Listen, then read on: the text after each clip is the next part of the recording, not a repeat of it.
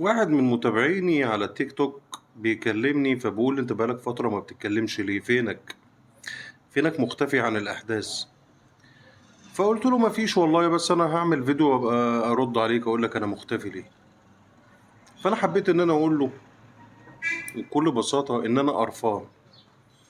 الجو العام مش ملائم، جو كله إحباط، جو مقرف. لما تبص تلاقي إن مجتمع التيك توك أصبح النهاردة عبارة عن شوية لمامة وزبالة من مستنقع المجتمع.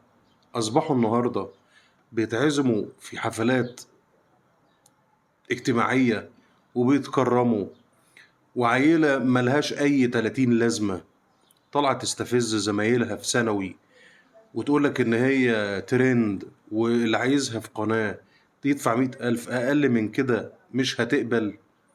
وتقولك أنا مش هنزل وهز طولي من البيت على 5 ولا 10 ولا 20,000. انت يا حبيبتي انت عارفة انا لما هاجي البرنامج انا هعليكي، ولو انت مش عارفة ان انا هعليكي وان انا راكبة الترند دلوقتي انت مش هتحققي مكاسب من ورايا. عيلة لسه في ثانوي وتطلع تستفز زمايلها وتقول لهم ان انا ب50% انا ممكن ان انا ادخل طب وطب بالفلوس واعمل اللي انا عايزاه، بس انا مش عايز عشان انا عارفة ان انا ممكن اتسبب ان انا ناس تموت تحت ايدي وكده يعني. وندخل تاني على مجتمع أزبل وصفيحة زبالة واتفتحت علينا من شوية شراشيح. شراشيح المجتمع اتلم عليهم اللي بيقولوا على نفسهم صفوة المجتمع، الفنانات. فتيجي واحدة كانت مشهورة ان هي بتعمل فسيخ، وتيجي واحدة تانية دهنة حواجبها دوكو، ويطلعوا الاتنين ويشرشحوا الواحدة طالعة تتكلم على إبراهيم شيكا وتجارة أعضاء ومش تجارة أعضاء، والدنيا سداح مداح والبلد سايبة كلابها على ديابها. فطبعا أنا لما أبص ألاقي بلد 7,000 سنة حضارة، وبنتكلم على التقدم، وبنتكلم على مليارات اتصرفت على البلد، وبنتكلم على جودة تعليم، وإن إحنا فلترنا وبيتصرف مليارات علشان ولادنا يتعلموا، ويطلع شوية شراشيح. طبعا أنا بحافظ بأي شكل من الأشكال إن أنا أختار ألفاظي، يطلع شوية شراشيح يعملوا لولادنا إحباط، ويبقى المحتوى بتاعهم كله قلة أدب ومسخرة، ويبقى هو ده المجتمع اللي بيتصدر صورته للخليج والدول العربية، علشان بعد كده نتعاير ويتقال علينا بلد الدعارة وبلد شارع الهرم وبلد الطعمية وبلد الفلافل.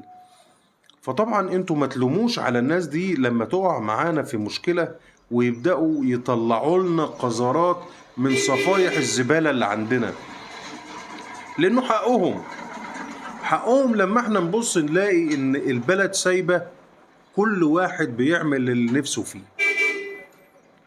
لما تبص تلاقي بعد شوية يدخل شوبير يمسك في رضا عبد العال، ورضا عبد العال يمسك في خالد الغندور، وخالد الغندور يمسك في مرتضى منصور، ومرتضى منصور يمسك في أحمد شوبير.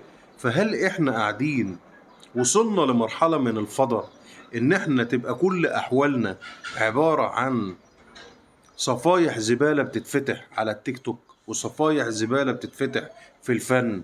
ونسيت اقول لكم بقى ده الجديد، تامر حسني وعمرو دياب. تبص تلاقي كل مجال شغال في البلد فيه صفيحة الزبالة الخاصة بيه. الرياضة فيها صفايح الزبالة بتاعتها، الغنى صفايح الزبالة، التمثيل صفايح زبالة، التيك توك صفايح زبالة. احنا هنلم زبالتنا امتى؟ امتى صفايح الزبالة والشراشيح يحسوا إن البلد دي بالفعل ممسوكة من قبضة من حديد؟ إحنا إمتى هنحس بده؟ هنحس بده إمتى لما أنتوا شايفين كل يوم والتاني البلطجة والسنج والمطاوي بقت هي دي لغة العصر؟ اللي عايز يعمل حاجة يروح يخلصها، ايه اللي عملته وامسك السنجة واقف في الشارع سب الدين 90,000 مرة، واللي يقابلك خلص عليه، ومفيش حد يقف في سكتي ولا حد يقدر عليا.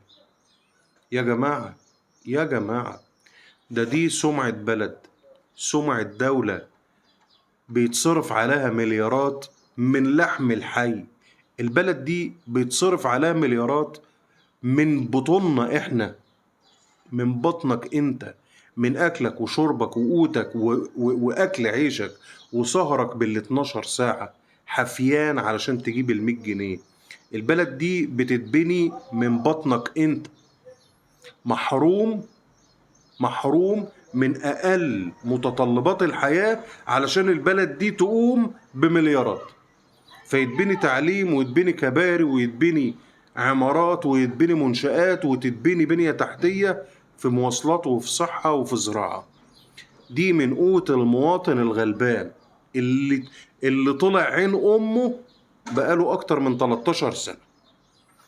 هنيجي على آخر الزمن مش عارفين نمسك شوية شراشيح على التيك توك، أو شوية شراشيح في الشارع بلطجة، او اللي يتكلم في الفن او في الرياضة، مش عارفين نحكم الناس دي.